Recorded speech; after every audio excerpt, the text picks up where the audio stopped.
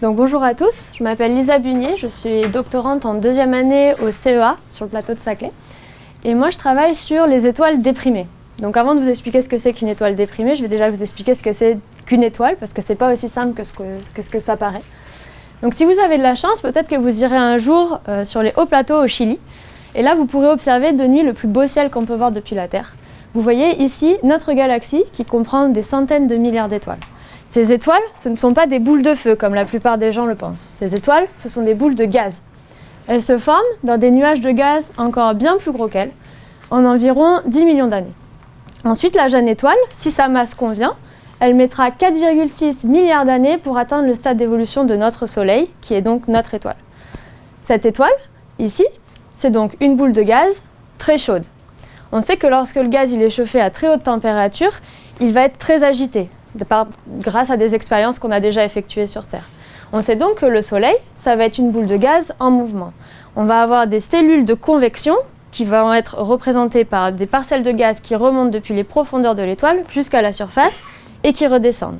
C'est en fait la même chose que ce que vous observez dans une casserole d'eau bouillante. Les bulles d'air vont remonter depuis le fond jusqu'à la surface et redescendre.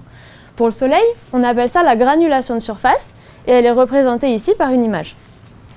On sait également, dans votre casserole d'eau bouillante, l'eau qui remonte, lorsque la bulle éclate à la surface, il va y avoir du bruit. Vous pouvez entendre votre casserole d'eau bouillir. Et bien pour le Soleil, c'est exactement la même chose.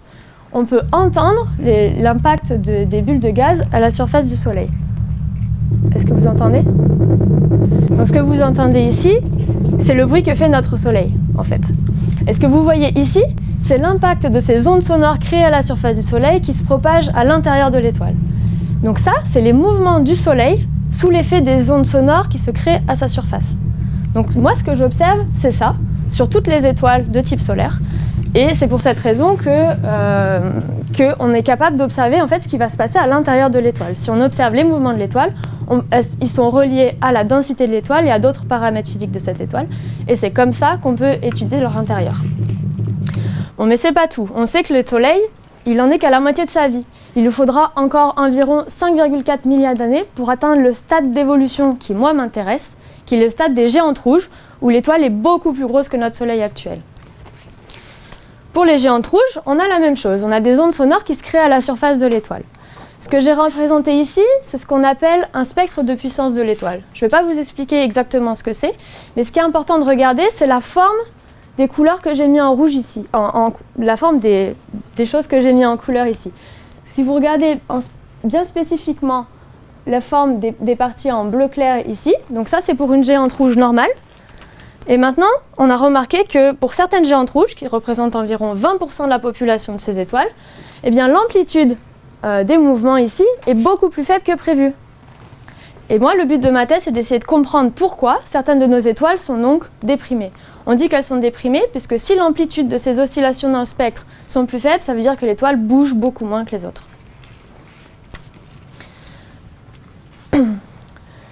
Donc une théorie qui a été mise en place, qui n'a pas été vérifiée, ce serait que les étoiles déprimées, elles ont donc des ondes sonores à la surface, mais elles ont aussi un champ magnétique à l'intérieur, ce qui n'est pas le cas de toutes les étoiles.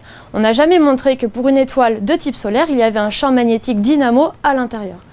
Et ce serait donc une théorie que moi j'essaie d'expliquer dans ma thèse.